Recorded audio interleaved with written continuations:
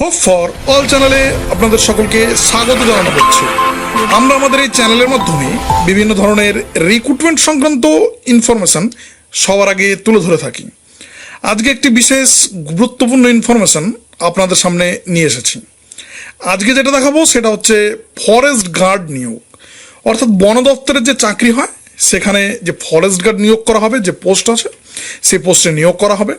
এখানে মোটামুটি শূন্যপদ ভালোই আছে, 1484টি মোট শূন্যপদ আছে।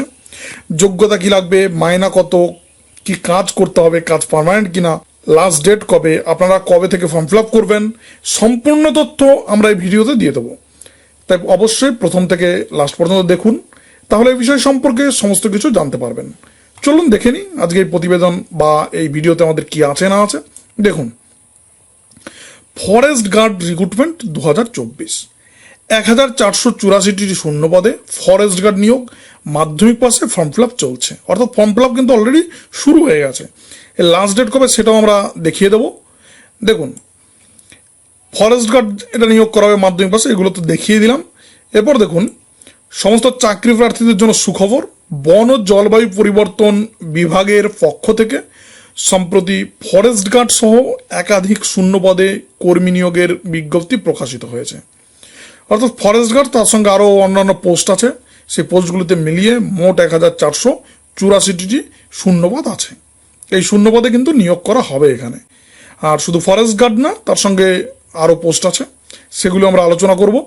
দেখুন, কি কি আমরা আজকে এখানে দেখাবো সেটা একবার দেখে নিন।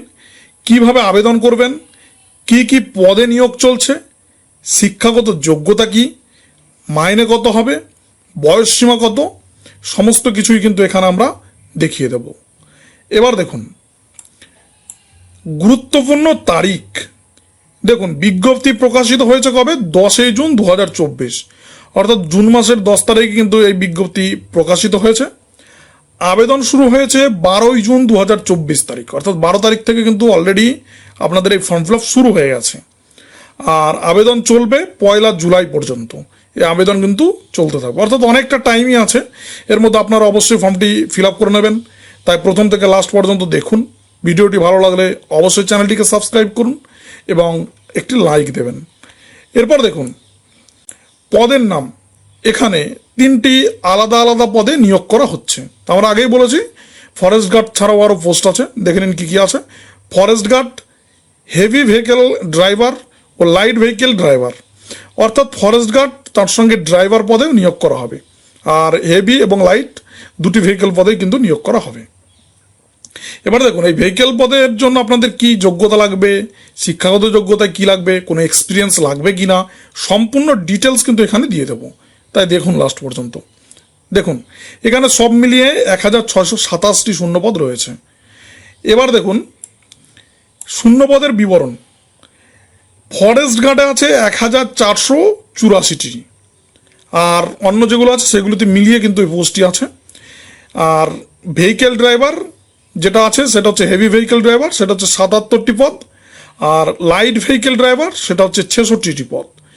এতগুলি পোস্ট কিন্তু এখানে আছে। আর ফরেস্ট গার্ডের জন্য 1484টি কিন্তু আলাদাভাবে পোস্ট আছে। এরপর দেখুন, শিক্ষাগত যোগ্যতা। এখানে শিক্ষাগত যোগ্যতা কি লাগবে, এই পদে আবেদন করতে ইচ্ছুক প্রার্থীদের যে কোনো স্বীকৃত বোর্ড বা প্রতিষ্ঠান থেকে উচ্চ মাধ্যমিক পাস অথবা সমতুল্য যোগ্যতা থাকতে হবে। অর্থাৎ উচ্চ মাধ্যমিক পাস থাকলে কিন্তু আপনারা এই ফরেস্ট গার্ডের জন্য ফর্ম ফিল আপ করতে পারেন। এর সঙ্গে আর অন্য কিছু এক্সপিরিয়েন্স বা অন্য কোনো শিক্ষাগত যোগ্যতা কোনো কিছুর প্রয়োজন নেই। কিন্তু ড্রাইভার পদের জন্য যে শিক্ষাগত যোগ্যতা, সেখানে কি আছে আমরা একবার দেখে নিই। দেখুন, driver and light vehicle driver, এই দুটি পোস্ট যে আছে সেখানে শিক্ষাগত যোগ্যতা কি লাগবে দেখুন। প্রার্থীকে যে কোনো স্বীকৃত বোর্ড থেকে মাধ্যমিক পাস বা সমতুল্য যোগ্যতা থাকতে হবে।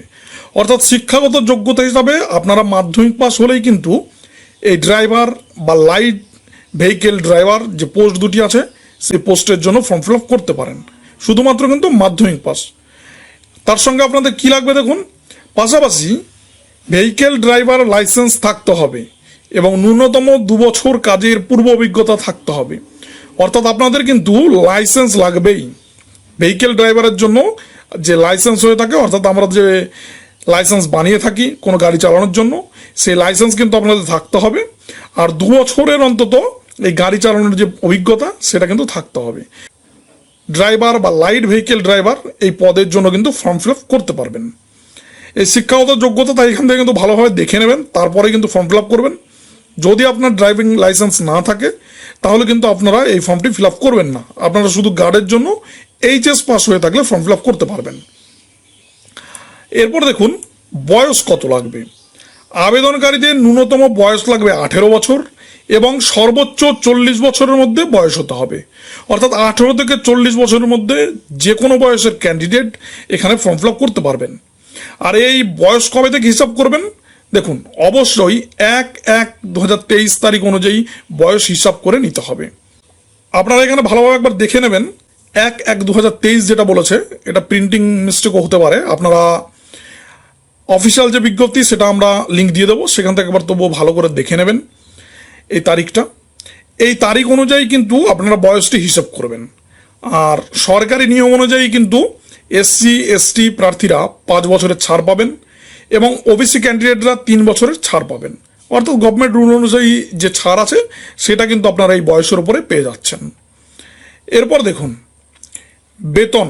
বেতন কি আছে, ফরেস্ট গার্ড যে পোস্টটি আছে, যেটা অনেকগুলি পোস্টই আছে, 1400-র ওপরে পোস্ট আছে, এই পোস্টের জন্য আপনাদের বেতন কত হবে।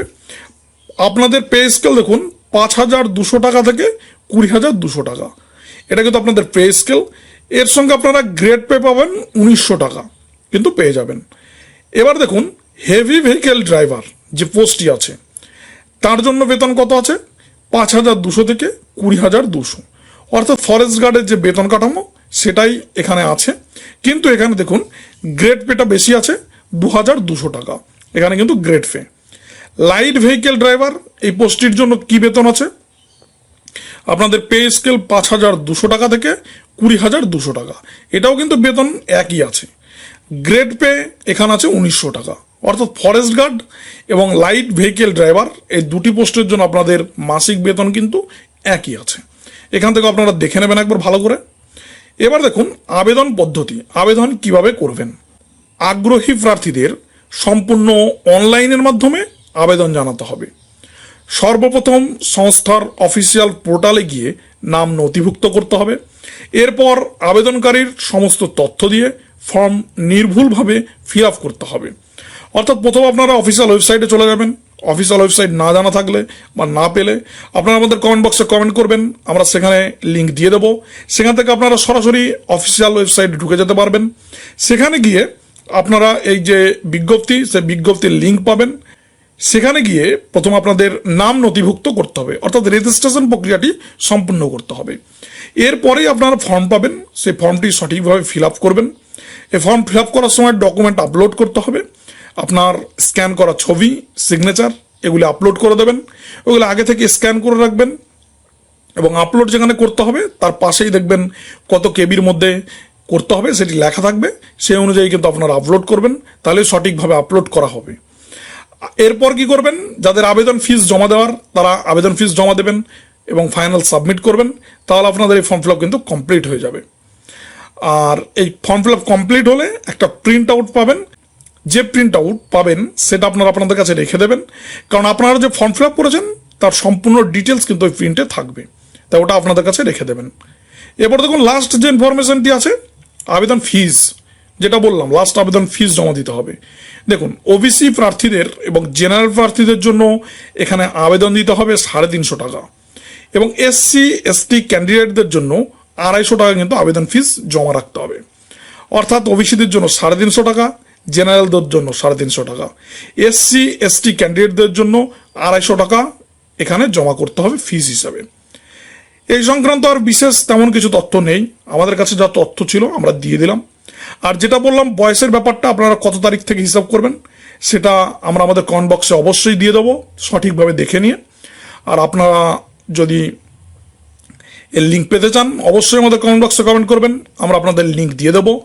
এবং আমাদের এই ভিডিওটি যদি আপনাদের ভালো লেগে থাকে অবশ্যই চ্যানেলটিকে একটা সাবস্ক্রাইব করে দেবেন এবং ভিডিওটিকে লাইক করে দেবেন।